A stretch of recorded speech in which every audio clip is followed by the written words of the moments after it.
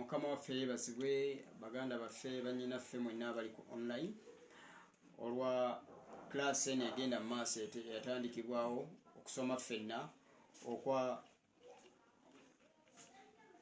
online. Twebaza Katonda n'olwaleero nti atuleese tusobole okubaako bye tuyiga twongere ku ebyo bye twakomye. Mukama agulumizibwe olw'obudde bwe muwaayo okuyiga, kubanga Bayibuli eyogera n'egamba abantu bange babuze olw'okubula okumanya. Buli bw'ogaana okumanya ne Katonda tali kukozesa. N'olwekyo twaniriza mwenna abatuuse abaakajja mwanirize ne bannammwe bajje tusome, kubanga mujjukire wali ebibuuzo. Mukama batuweera omukisa. Kanyanize musumba waffe, omusomesa waffe ajje atandika otusomesa mu linnya lya Yesu Kristo mwana Katonda omulamu. Mbalamusiza mu linnya lya Mukama waffe Yesu. Mukama abawa omukisa olw'okusigala nga mukyayagala okuyiga eby'eddoboozi twabivaako ne tusigala kukkiriza nti muwulira. Tujja kwogera mpaka we tunaasigala nga tufuluuta bufuluusi naye nga tujja kusigala twogera. Tuli ku bibala eby'Omwoyo Omutukuvu. Yesu yatugamba nti tulibalabira ku bibala byabwe. Tulina okubalansinga ebibala n'ebirabo. Bassebo ne bannyabo, Matayo 7:22. Matayo 7:22 mpaka 23. Matayo 7 7:22 mpaka 23. Many will say to me in that day, Lord, Lord, have we not prophesied in your name, cast out demons in your name, and done many wonders in your name? And then I will declare unto them, I never knew you. Depart from me, you who practice lawlessness. Balijja mugabaga twagoba emizimu, twakola ebyamagero, twakola ki? Yamensoningako bitono. Naye ng'atulaga judgment is not going to be conducted depending on gifts. Omusango tegugenda kulamulwa nga basinziira ku birabo. Omusango kugenda kusalwa eggulu, tugenda tiyingira kuyita mu bibala. We are cast out of God's kingdom after eating the fruit. So we shall go back by demanding the fruit. By the fruit we shall enter the kingdom. Because we departed the kingdom through eating the fruit. Kyagamba sibamanyangako.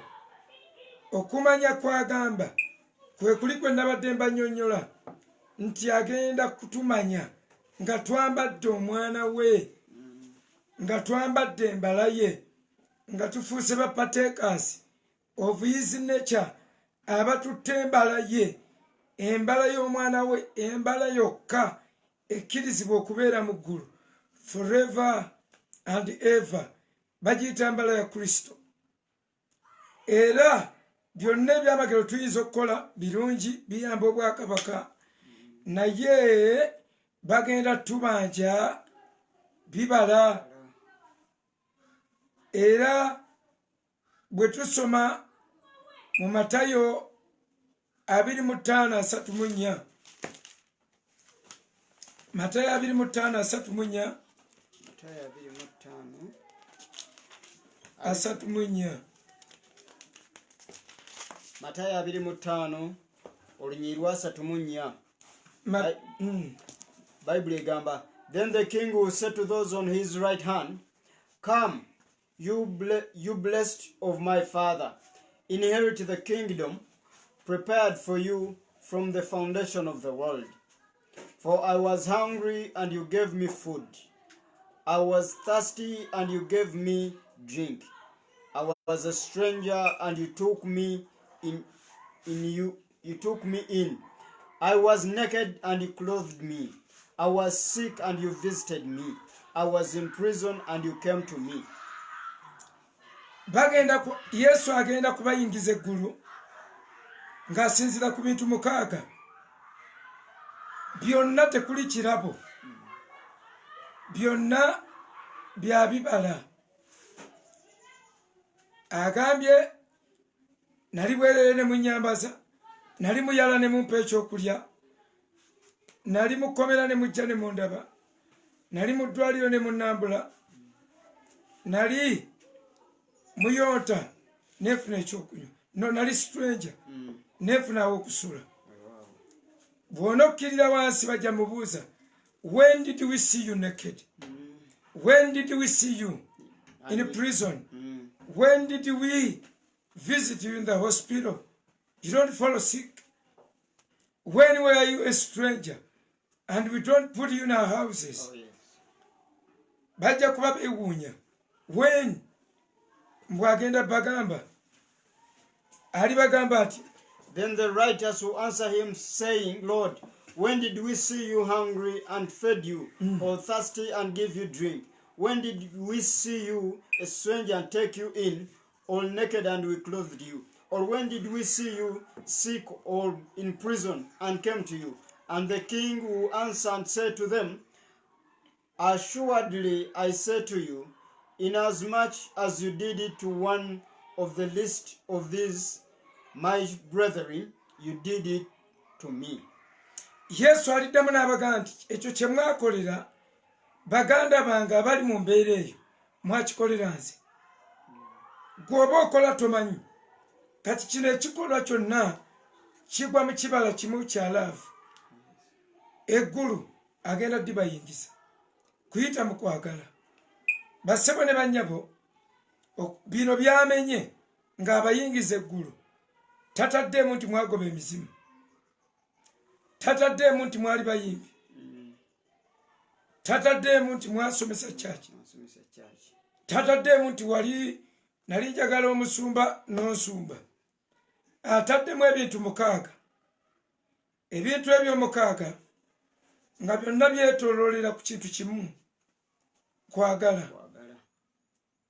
awatali kwagala ebyobulokole tunyumye tweyogeze tukyuse amaloboozi twefuule abakulina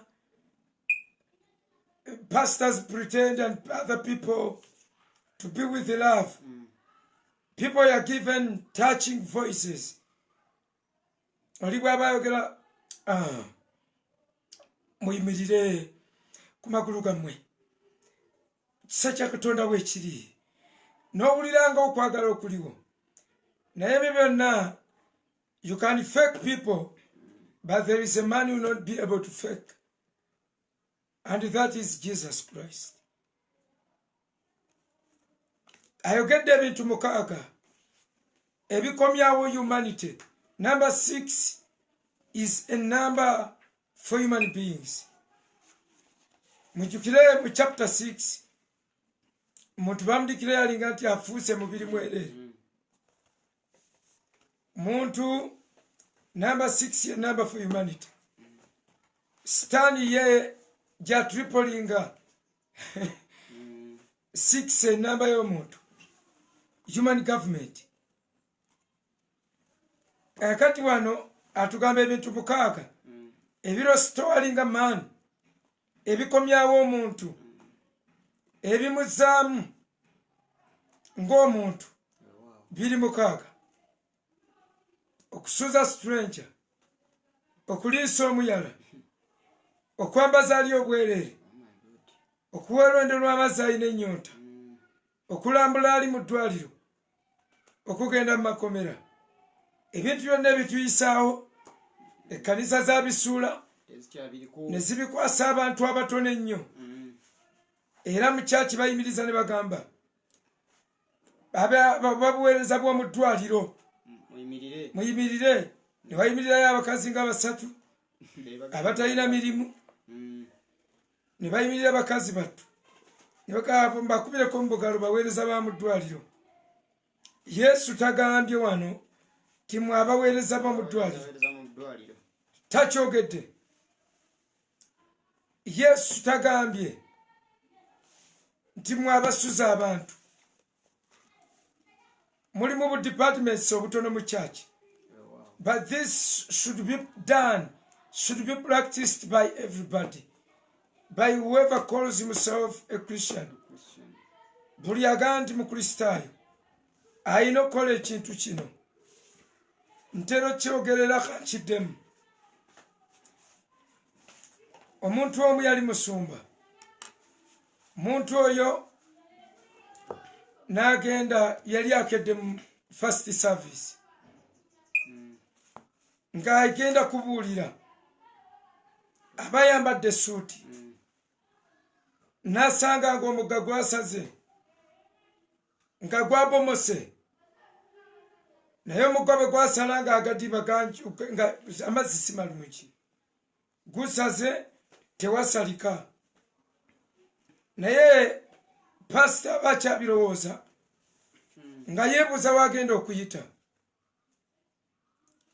Agenda okuzza amaaso nga wabbali waliwo omulema. Omulema ng'akutte bayibuli. N'omulema yali agenda ku kyaki pasita gy'alaga. Pasita n'afungiza empale n'etuuka waggulu eno mu bisambi ng'alaba amazzi gajja mutuukako.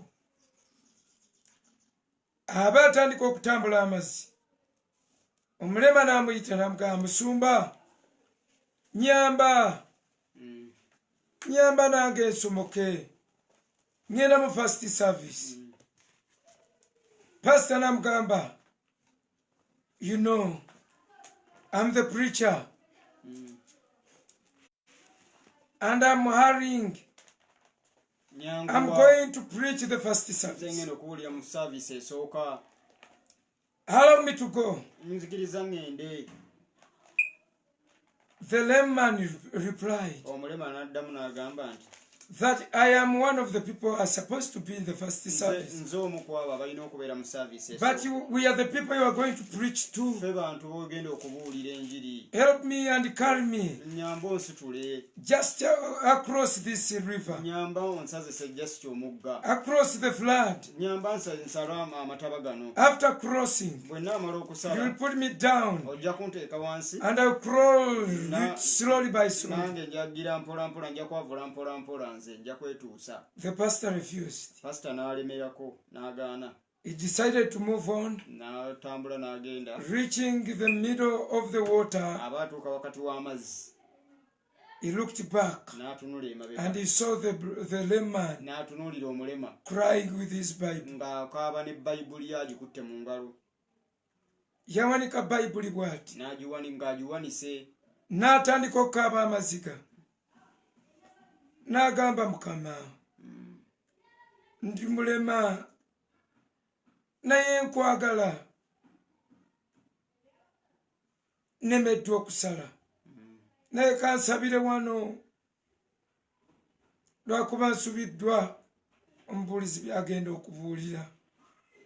Bwe yatulayo n'amulaba ng'akaaba, omusumba n'awulira eddoboozi nga limugamba, ddayo emabega omukime. Yawulira omwoyo we ng'amulumiriza, togwa test. Musumba n'akyuka n'addayo, n'ayambulamu ekkooti ye, n'agifuula n'agiteeka ku bikukujju, n'agyesiba. N'agaaka musitule kubanga yali yayavudde. Enkuba nga yatonnye nga yenna ddugala, nga yenna ajjudde ebisooto nga tafaananika. Pasita n'aguma, pasita n'asitula omulema, n'amwebagala, n'amusomosa. Naye bwe yatuuka emitala, abaamuteeka wansi, omulema ne yeegolola omulundi gumu. Bwe pyu omulema bwe yeegolola, n'abaako engeri y'ebyeru by'ayambadde. Musumba n'atya. Mulema n'ayogera n'amugamba, totya, tyoyise testi. Ti abantu bange bwe batyo bampitako. ne badduka ne bagenda mu bizimbe ebyerere nga siriyo kye bayita first service si eyandibadde first service bayita ku first service ne bagenda ne bakuŋŋaana ne basanyukira wamu ne bayimbirigana ne bakola emikolo gyabwe gyonna ne bakola mu fundraising zaabwe zitakoma bamala okusonda ensimbi zaabwe ne banyuka naye nga siri mu saavisi zaabwe bayita ku bantu be balina okuwa saavisi katonda kyayita saavisi ekkanisa si kyayita saavisi saavisi si kwe kuyimba n'okuwewa obujulizi n'okwetendeza ne mufuluma ne mugenda tuyita ku saavisi ne tugenda ku ceremonies ne tugenda ku mikolo omulema yali first service omusajja gye yalina okukola musumba bwe yatuuka n'abulira ekkanisa mu maziga mangi ne bakaaba ne beenenya ebibi byabwe so mikwano sitaani yatubbako ekyama kye bayita okwagala tuli ku bibala eby'omwoyo omutukuvu kye basookerako bakiyita laafu okwagala laafu yengeri emu katonda gy'oyinza okumunnyonnyola ekinyonnyola katonda kwe kwagala yokaana ekisooka 4:8 yokaana john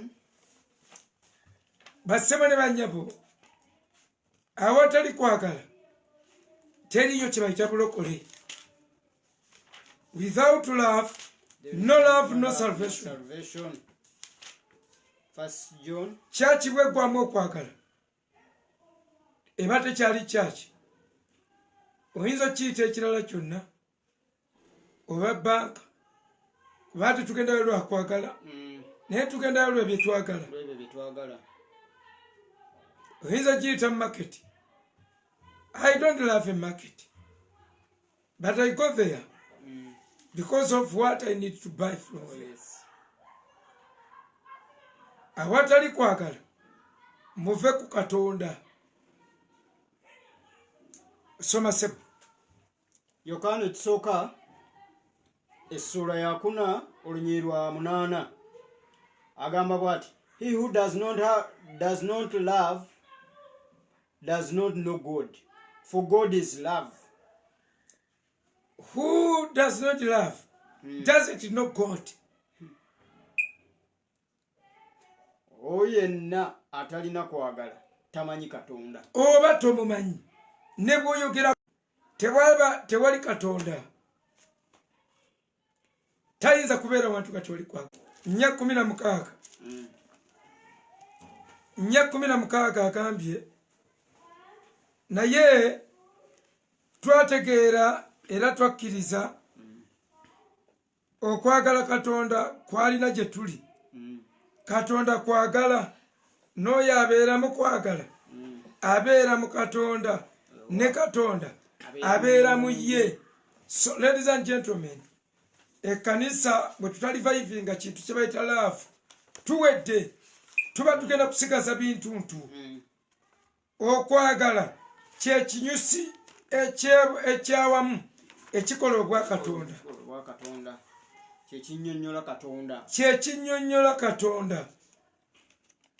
Okwagala okuli jeno bw'okujja mu mbwa zeerya ne ziggwawo. Bw'ojja okwagala mu bisolo birirya ne biggwawo.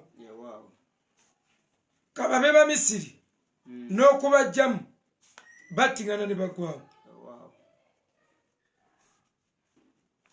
Kati katonda okukwe kuno kwayogerako si kwe kw'ebisolo, si kwe kw'Abamisiri, si kwe kw'abantu abalala aba bulijjo.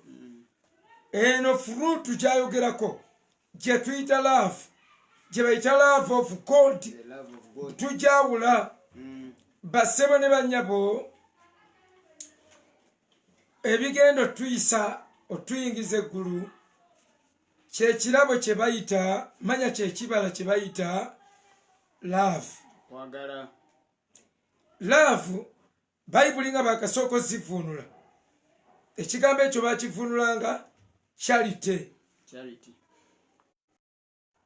but it was a wrong interpretation.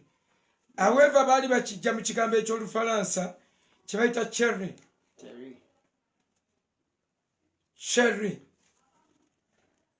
nga kitegeeza kwagala, naye nga charity eno erina meaning eri confined ku kugaba obuyambi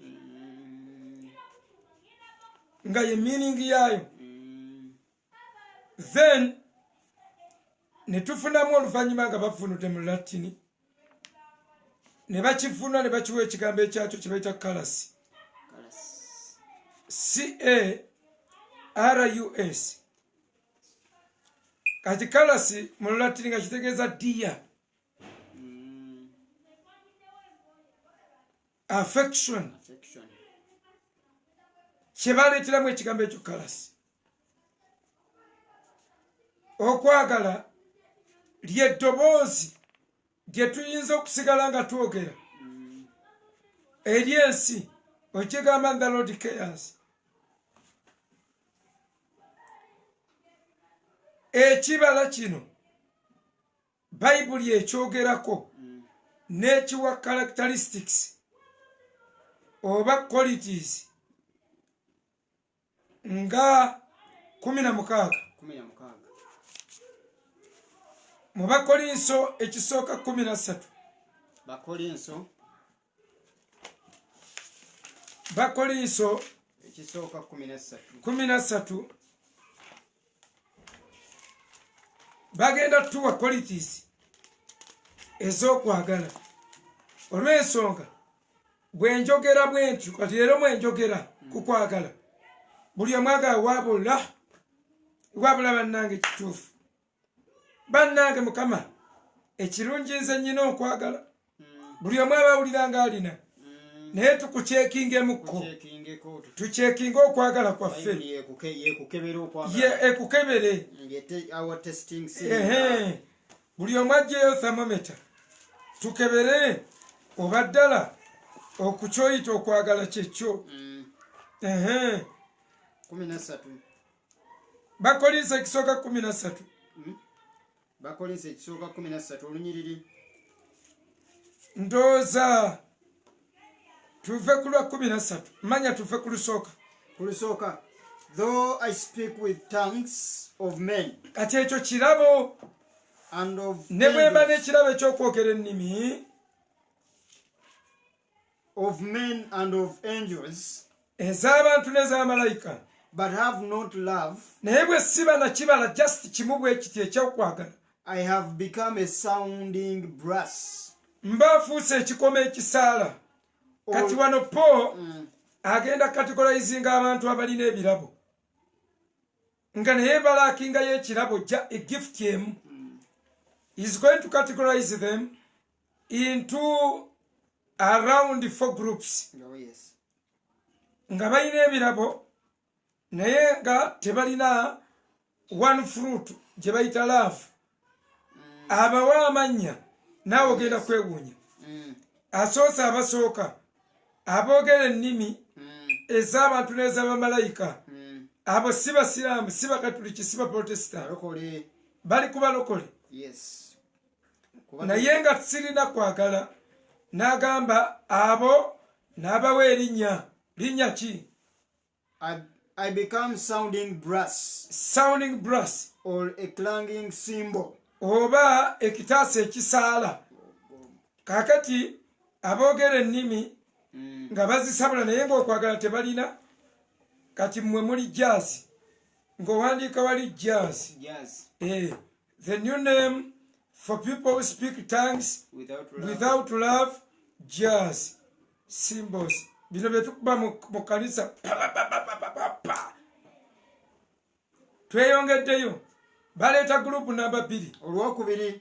And though I have the gift of prophecy and understand all mysteries and all knowledge, and though I have all faith, so that I could remove mountains, but have no love, I am nothing. N'aleeta gurupu endala ey'ebirabo. Bano bannabbi balina ne power ejjawo ensozi. Faith. They have the gift of faith. They have the gift of performing miracles. They have the gift of knowing. Kirabo kiri ekyokumanya. Ebyama by'obwa Katonda. Ekyo nno kyagamba n'okumanya ne mmanya ebyama. So that I know all the mysteries. Zaita all of the mysteries. In the Bible there are 18 mysteries. 18. Among which is the mystery of Christ. Christ is a mystery. The church is a mystery. Babylon is a mystery. Israel is a mystery. The gospel is a mystery. Mbunebote nebye 18. Naye nga tolina kwagala. Ate abo n'abawa erinnya, abawadde erinnya ki? Mbeera ng'ekitaliimu. Nothing. I am nothing. Kati agamanya abiri ge twakafuna. Aboogezi b'ennimi waakiriko bo yabatumye something. Yabatumye sounding gong. Sounding symbols. Kati ate bano ba faith proper. Abagenda okuyuguumya ensozi. Abo nga kwagala. N'abatuuma nothing. Nothing. Soma. Olwokusatu. And though I bestow all my goods to feed the poor, and though I give my body to be burned, but have no love, it profits me nothing. Nagamba alese gurupu endala. Bano ba givers bagabi. Abagabi. Network mukigumire tujja baweereza audio ku mukutu gwaffe. Ebya network tetubina ku kyabikolera masimu bwe gatyo. Kati alese category number 3. Though I do all charity, though I give everything, naye nga siina kwagala. Tye abo n'agamba bakola bati. It profits me nothing. Bano bo tebalina ke bagenda na kufuna. Tebafuna. Why? Giving is profitable. Kati agambye tebagenda kufuna mu kugaba kwabwe. Buli gwogaba nga tolina kwagala. Kyova olaba mu ndagaano empya temuli mu kugaba kwa kompalusale. Oh yes. Okuva ku kimu ekyekumi okutuuka ku ki. There is nothing compulsory. It must come out of love. Of love. According to 1 Corinthians 9:5-6. 1 Corinthians. Nga wali okutewo. 9. 1 Corinthians 9-6. Bakolinso ekisooka essula ey'omwenda olunyiriri olwokutaano okkirire mpaka ku lw'omusanvu. Olwokutaano.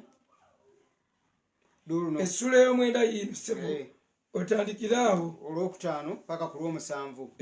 Luno wano. Do we have no right to take along a believing wife, as do also the other apostles? Tetulina lukusa kutambula n'abakazi baffe ng'abatuma abalala. Mwabaga nti abatume tebaawasa. Awo temusomangawo. Baatambulanga n'eddeemu zaabwe. Yesu bwe yagenda buli omu n'akimayo ddeemu ye. Emigo egyabayitirirako buli ddeemu n'enoba. The brothers of the Lord and Cephas, or is it only Barnabas and I who have no right to refrain from working? Kati baali tebakola. Balunabba ne Pawulo.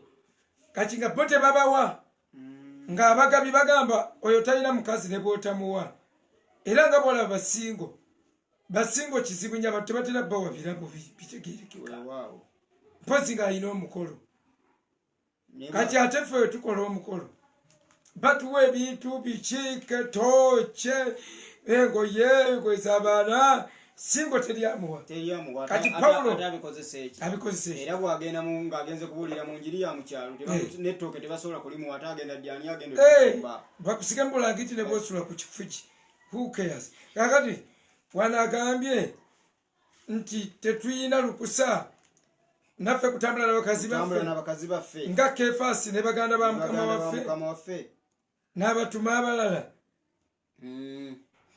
Whoever goes to war at his own expense,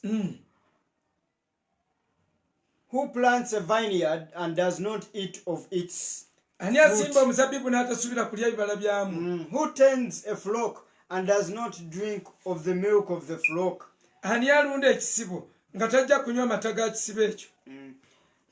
Do I say these things as a mere man? Or does not the law say the same also? For it is written in the law of Moses, you shall not muzzle an ox while it trains.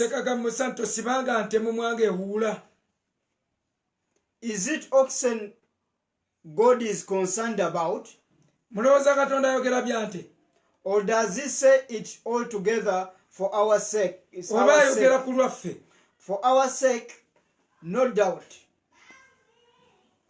For our sake,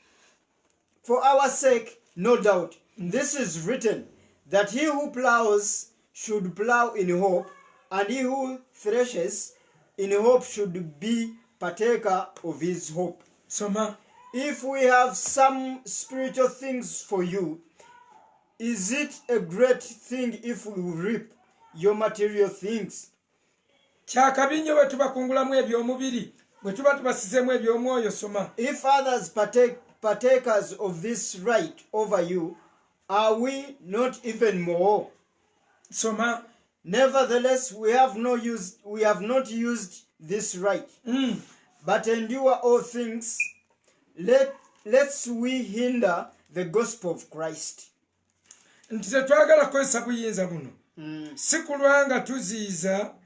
Enjiri ya Katonda.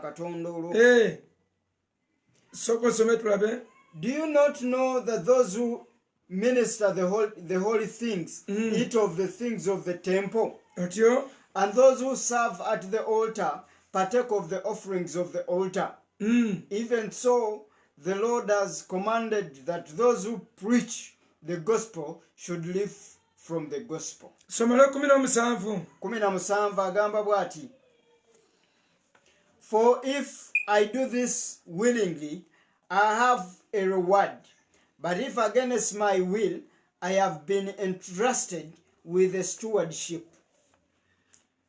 Wanagambye kuba obanga nkola bwentyo n'okwagala mbeera n'empeera, naye obanga sikola na kwagala mbanga nateresebwa buteresebwa buwanika. Kale empeera ki gye nnyina?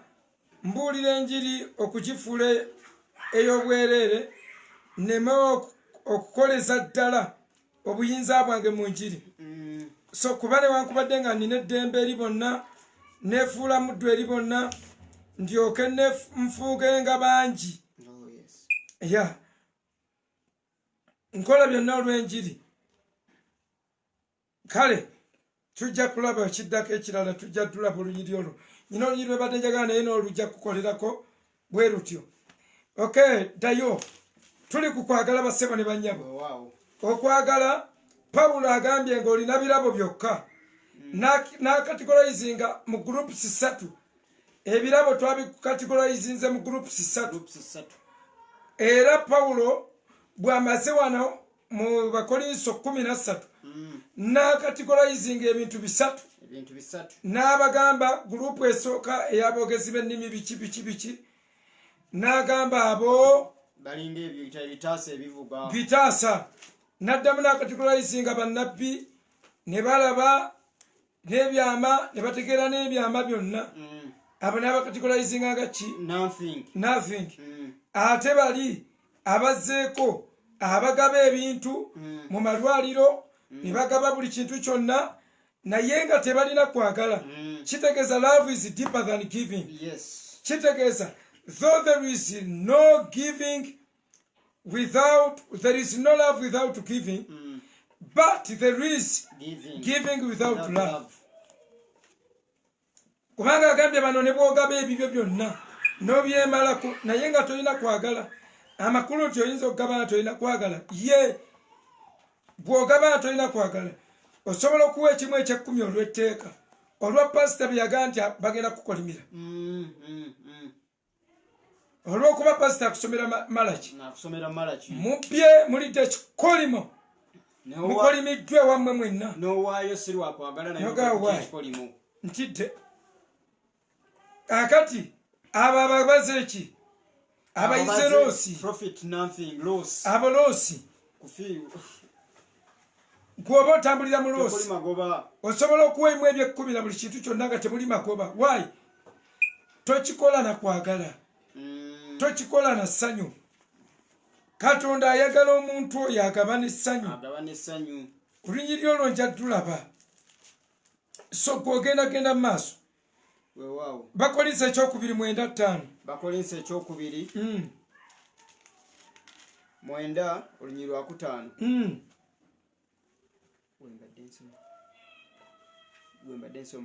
bakolinsa ekyokubiri 9 olunyiriri olwokutaano bakolinsa ekyokubiri mu luganda nga bwebatubikkulira wali agambye kyevudde ndowooza nga kiŋŋwanidde okwegayirira abooluganda bankulembere okujja gye muli basooke balongoose omukisa gwammwe gwe mwasuubiriza ddala gulyoke gweteeketeeke ng'omukisa so singa ekisoloozebwa naye kyenjogera kye kino nti asiga entono alikungula ntono era asiga ennyingi alikungula nnyingi buli muntu akolenga bw'amaliridde mu mutima gwe si lwa nnaku newankubadde olw'okuwalirizibwa kubanga katonda ayagala oyo agaba n'essanyu lwe mbadde nnoonya lubasomere olunyiri lwa 6 but this I say he who sows sparingly okuva ku lwokutaano therefore I thought it necessary to exhort the brethren to go to you ahead of time and prepare your generous gift beforehand, which you had previously promised, that it may be ready as a matter of generosity and not as a grudging obligation.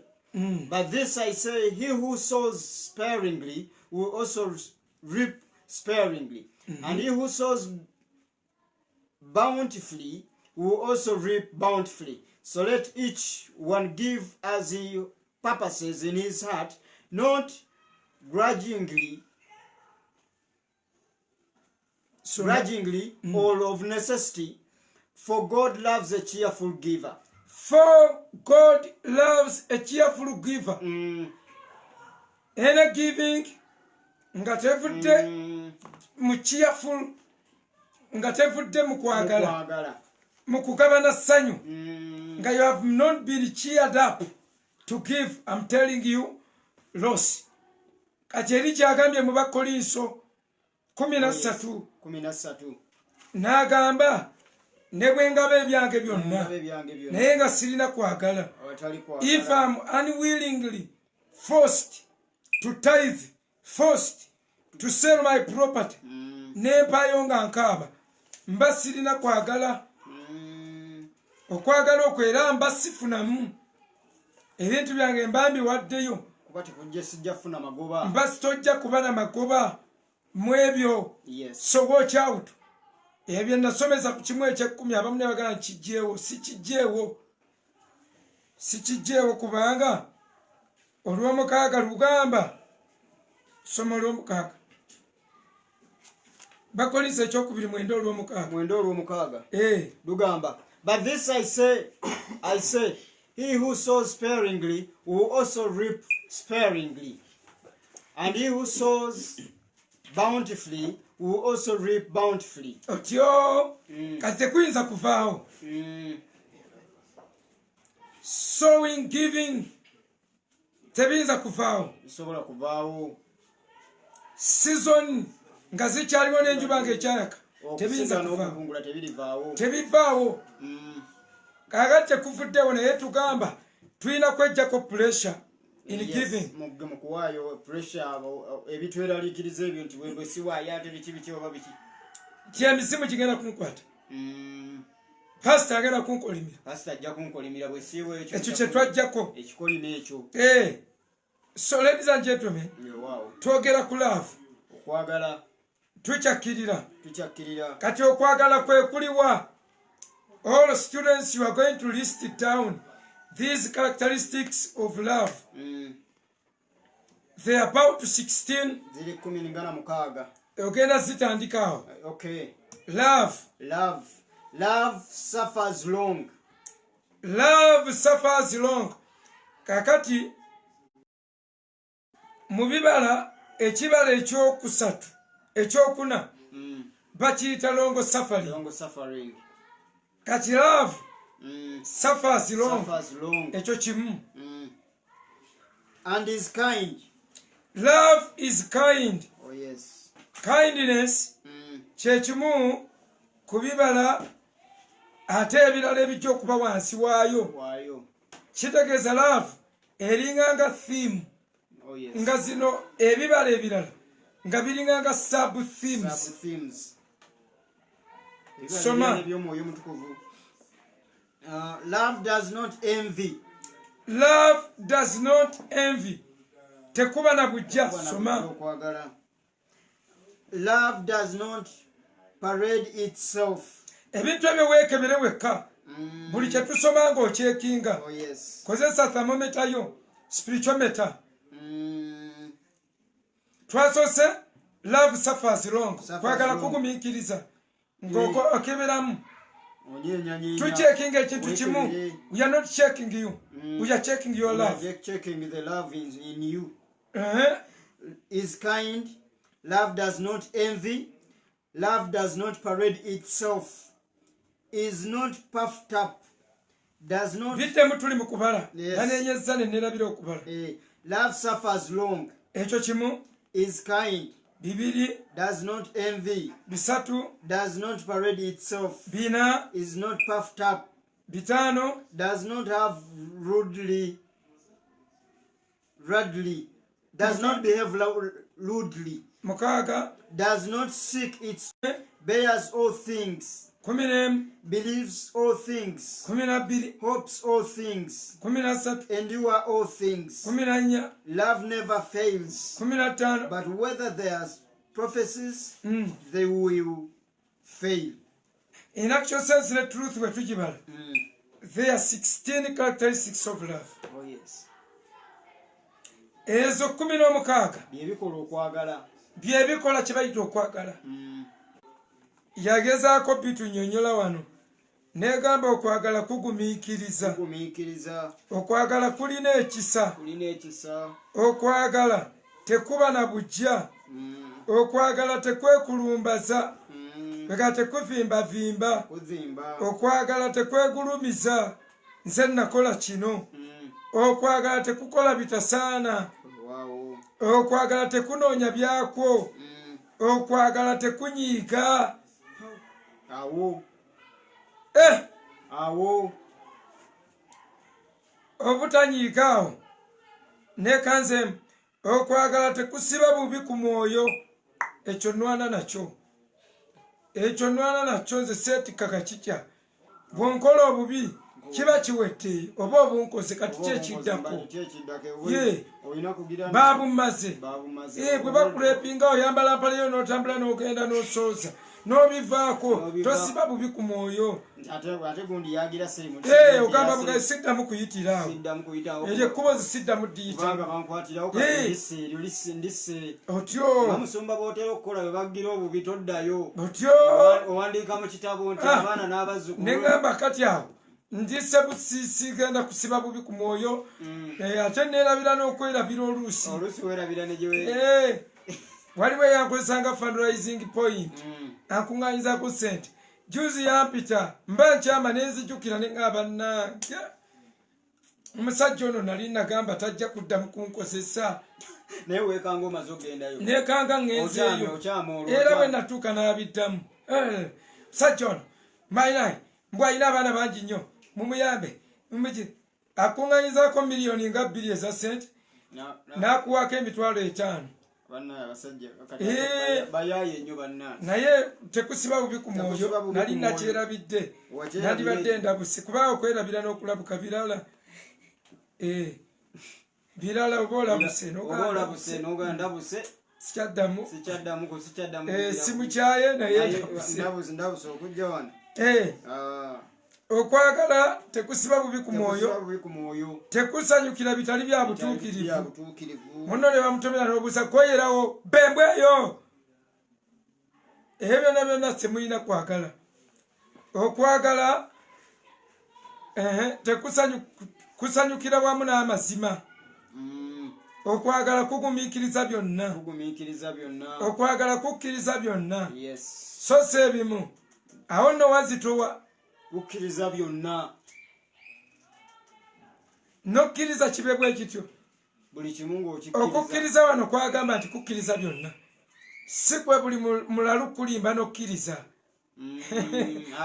si kwagamba ali mu Baluumi 8:28 okukkiriza byonna kwayogera Baluumi eyo gyali 8:28 okwagala kwayogera nti kukkiriza byonna kuli wana 8:28 agamba bwati and we know all things work together for good to those who love God, to those who are called according to his purpose. Kati wano kyakola kyagamba ku appreciatinga byonna ne kubikkiriza ng'embeera bwejja n'ekulemerako ng'ogamba I know all things work together for good byonna bikola lwa bulungi n'okkiriza nti Mukama takuwalana wega n'otabeera nnyo mu bino Lord why me Lord why not you gwamusitulirako omusalaba gw'oyagala abeera ani bw'atabeera gwe okyagaliza banno akati kukkiriza byonna n'ogamba Mukama bw'ayegatte bwekize bwe kityo n'ogamba all things work together for good to those who love God and to those who are called according to his purpose n'okkiriza byonna kyagambye wano nti okwagala kukkiriza byonna so sigambye nti buli kapeera ajja kwane ogambe my God kale lwakuba tuva kusoma kukola ki kukwagala sina kyakukola my God kukkiriza byonna kanzikiriza ekisajja kino no okusikwagamba okwagala kusuubira byonna tebayinza kukutwala by surprise bw'oba otambula n'omusajja ddala ddala ng'olina okwagala musuubire tyasobola okwekyusa kikuyambe okwongera okwegendereza okwenyweza nti ne bwakyuka osigala oyimiridde mwana wa muntu kukkiriza byonna okwagala tekuggwaawo emirembe gyonna kitegeeza it endures naye oba bunnabbi buliggwaawo oba nnimi zirikoma oba kutegeera kulivaawo kubanga tutegeerako bitundu era tulagulako bitundu Pawulo aleese balansi mu birabo ebirabo bassebo ne bannyabo byabanga balanced okuva ku ntandikwa nga bageraageranya ebirabo n'ebibala bwe tusoma mu Bayibuli mu Kuva essula ya 25 okuva essula ya 25 kuva essula ya 28 kuva 28 bw'ova ku lunyiriri olw'amakumi 30 mpaka ku lunyiriri olwa 36 agamba bw'ati and you shall put in the breastplate of judgment the Urim and the Thummim, and they shall be over Aaron's heart when he goes in before the Lord. So Aaron shall bear the judgment of the children of Israel over his heart before the Lord continually. You shall make the robe of the ephod all of blue. There shall be an opening for his head in the middle of it. It shall have a woven binding all around tuli its ku kanzu ya Alooni opening, basebo ne bannyabo like the opening in a coat of of mail, so that it does not tear.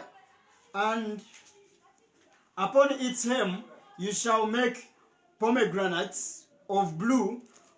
upon its hem tuli ku kyambalo kya Alooni upon its hem hem basebo ne bannyabo lyeddinda mwe ly'Oluganda kubanga ddinda mujjako ejjinja bajja gayitagana amadinda ejjinja mu Busoga tuyita eddinda eidinda kakati eggemo lye tuyita eddinda mu Luganda kakati baateekangako ekibala kye bayita pomegranate.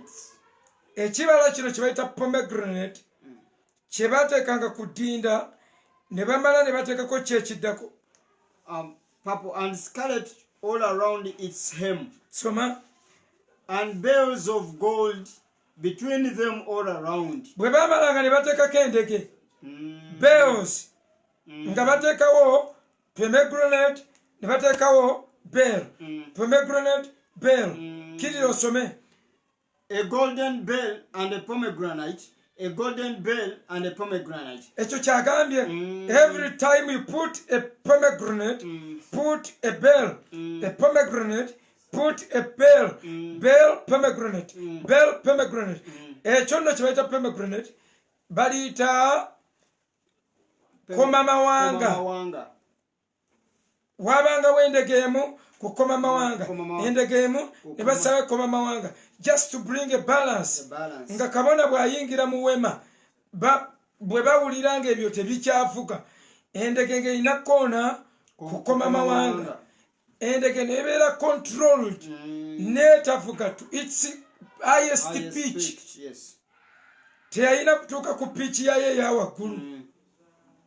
Therefore mikwano gyaffe ekyo mukitegeere nti Katonda kuva ku lubereberye tyate yateekawo balance yabalansinga endege n'abalansinga ekkoma mawanga.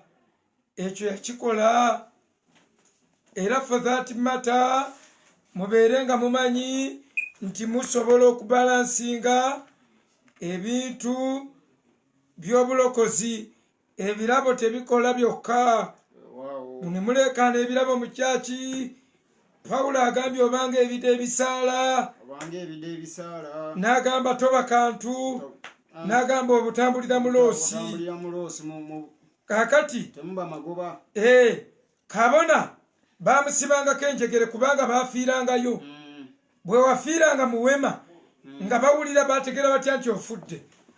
Bwe baategeereranga nti ofudde ebide nga tebivuga.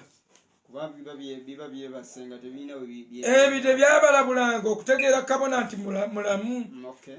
Naye ng'envuga y'ebide nga bivuga mu ngeri nsirifu engeri enzigumivu olw'ekkomamawanga nga tebibeera so shouted so loud to its pitch olw'ekkomamawanga. Mikwano ebibala bye bireeta enjawulo mu buweereza. Bw'otaba na bibala ebibala bye bikola character bye bikola nature bye batugamba partakers of God's nature. Olwo kwe tulabira omulamu. Ebirabo tetukebererako. Bayibuli egambye mu Matayo essula ey'omusanvu layini eteekwa kuba ndoosa ya 13 awo. Matayo 7:13. Matayo 7:13 agamba bw'ati, enter by the narrow gate, for wide is the gate. Somo olwabiri. Olunyiri lwabiri. Matayo 13:2. Therefore by their fruits you will know them. ate olw'ekkumi n'omukaaga 16 agamba bw'ati you will know them by their fruits. ate olwabiri therefore by their fruits you will know them. akizzemu emirundi ebiri n'agamba you will know them by their fruits. muli bategeerera ku bibala. ku birabo toyinza kutegeera musumba mutuufu. ku birabo everybody shouts. ekirabo omuntu ayinza n'okugwa nakyo. But by their fruits we shall know them. Kakati bw'atugamba tuli bategeerera ku bibala gw'ate olwo okebera birabo. Nze neewuunya ekkanisa bamanyi okugamba naye ng'agoba emizimu ng'ebyamagero bibaawo Katonda yakugambye you shall know them not by their gifts but you shall know them by their fruits. Gwe tubakeberera laavu tesiba bubi ku mwoyo eba esonyiwa mukazi wo oba mugoba otya n'osukka laavu n'osukka okwagala n'otamusonyiwa. You will know them by their fruits. Mwe mbabuulira buli asabira gy'osabira toliga nti nze saamumanya nzaayi mukama nali ndowooza byakola bye bimufu byali mutuufu otyo akati awo nawona disuza gida ogenda kukyusa olugiri olwo twagenze ku lw'e16 wakiri ove ku lw'e15 mpaka ku 2 kubanga olw'e15 lugamba mwekuume bannabbi ab'obulimba kuva ku 15 kyusa mubeekuume lwaki n'agamba tunaabakebera tutya naga by their fruits bibala byabwe n'ebibala ebibavaamu byebiraga kibali ku fruits of the Holy Spirit bwe tukebera nga tolina nga tugoba. So mikwano tubadde ku love ku kanzu ya kabona yonna kuyina okubaako kye bayita pomegranate. Pomegranate kyekibala ekikiikirira laavu. Kyekibala ekikiikirira laavu. Kati ba students mwenna mugenda kunkolera list nga kahomuwaakako nkolera list bweti ogenda kunkolera ebibala bino in their respective order. Love osookawo mutwe nti Galatians 5:22-23 Galatiya 5:22 paka 23 betebo yo kuba tebo nga kuliko columns 2 emu owandiikemu Galatians 5:22 eyo column emu ogende ku column ey'okubiri owandiikemu Song of Songs oluyimba ekitabo kya Songs chapter 4 essula ya 4 verse 12-14 12 paka 14 naye ogikolere column yaayo. Kakati ebibala bino bye baawandiika biri 9 mu Song of Songs yawandiika ebibala 9 ate ne Mbagalatiya nga biri 9 ne Mbagalatiya bwekityo biri 9. Akati buli kibala okusinziira gye twasoose okusoma ku kanzu ya Alooni baateekako pomegranate baateekako ebikibala kye baalondayo nga kye kirina okukulembera kabona. Kati ebibala bino the 9 fruits can be compared with the 9 fruits of the Holy Spirit. The 9 fruits of the Holy Spirit were represented in the Bible by real fruits. In the book of Songs, in the garden, to be comparing. Love was compared with pomegranates. Wandika student kati awo okitegeke bulungi. Pomegranates spelling bajja gibawo. Joy was compared with campfire. Campfire spelling eri CAMPHIRE. Campfire. Campfire. Ye joy kwe kwaga ye sanyu eyo Peace was compared with spikenard. Spikenard. Spikenard spelling eri S P I K E N A R D. Peace, emirembe. Emirembe. Then long suffering. Long suffering. Okugumikiriza. Okugumikiriza. Bakugeraganya na saffron. Saffron. Kwachikirirwa saffron. Saffron. Spelling eri S A F R O N. Then tugenda ku kyebayita gentleness. Gentleness. Gentleness yeringa kindness. Yes. Okay. Gentleness bagigeraganya ne calmness. Calamus. Calamus. Calamus. C A L A M U S. Calamus buli abuchungwa butono. Yes. Buunya bulungi nnyo. Okay. Ekyakikirira Calamus mu ndagaano enkadde was goodness. Goodness. Then mu ndagaano enkadde ekyakikirira ekirabo fruit eddako gye bayita faithfulness mu Bagalatiya. Eno frankincense. Faithfulness. Frankincense. Frankincense. F R A N K I N C E N S E. Frankincense. Bwe tulifuna kamera tugenda kubeera ku blackboard Nga tubiteekerako ddala. bansomeseza ddala ku lubaawo nga buli omu akola notes Buli omu akola notes. nga twanguyirwa. Then gentleness twagambye tutya? Gentleness twagambe calamus. Gentleness calamus. Yes. Then goodness. Goodness bwe bulungi. Yes. Ekyakikirira goodness is cinnamon. Cinnamon. It is C I N A M O N. Cinnamon. Yes. Then faithfulness. Faithfulness. Bagiwandiise. Mu ndagaano enkadde. Yes. Yakiikirirwa frankincense. Yes. Kali tubadde tubuuse kabuuke. Tubadde tukabuusa ka goodness. Then meekness. Meekness. Meekness was represented by Mar. Mar eri M Y R H. Temuli mpeerezi n'emu. Temuli mpeerezi n'emu. Temperance. Mwe muli ekigambo manya yakiikirirwa ekibala kye bayita aloes. Aloes.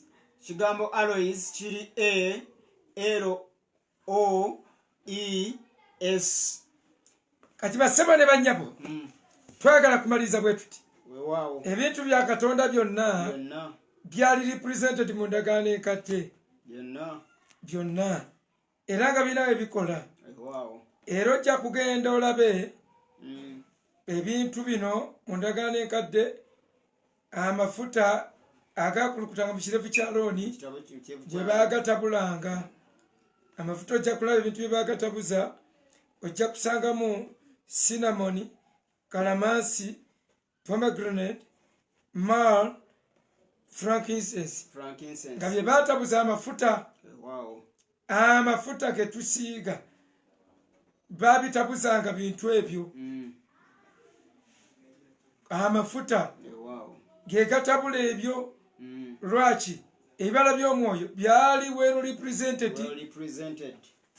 Kyova olaba leero bayibuli etugamba mu Yokaana ekisooka emu 28 kuva ku 27 ti Kristo ge mafuta gammwe agali mu mmwe ate omwoyo yakola actioning. Kati ebibala bino eby'omwoyo bwe bityo mu ndagaano enkadde bye baatabulanga ne buvaamu amafuta amalungi. So dear students, kulu nnyo okusoma ebintu ebyo. The fruits of the Spirit are developed as the Lord said in John 15:1-4. John 15:1-4. They are developed babidevelopinga. John 14, Eh, 5 to 4. John 15, 1 to 4. 15, 1 to 4. Agamba what? I am the true vine, and my Father is a vine dresser. Every branch in me that does not bear fruit, he takes away, and every branch that bears fruit, he prunes, that it may bear more fruit. You are already clean because of the word which I have spoken to you. Abide in me, and I in you, as the branch cannot bear fruit of itself unless it abides in the vine. Neither can you, neither can you unless you abide in me. Okay. Awe tujja okutandikira olunaku ku lw'enkya basebale bannyabo. Wow. How fruits are developed. Wow. How these fruits are developed. Tutambule n'okwagala kwokka. Okwagala tukubalaze. Kati wano how the fruit of love is developed. Gyetugenda kutambulirako awo. Mukama agenda kubawa omukisa. Tujja kwogera ku types of love. Twogere ku ngeri gye zibeerawo. Twogere ku buwemu obuliwo leero. Ng'abantu bakulosinga okwagala kuno. Kigenda kukola bulungi nnyo. Tukimaleyo ng'olina ky'oyize. God bless you. Mwebale gumiikiriza network. Mwebalire ddala. God bless you. Mukama abatuweere nnyo omukisa.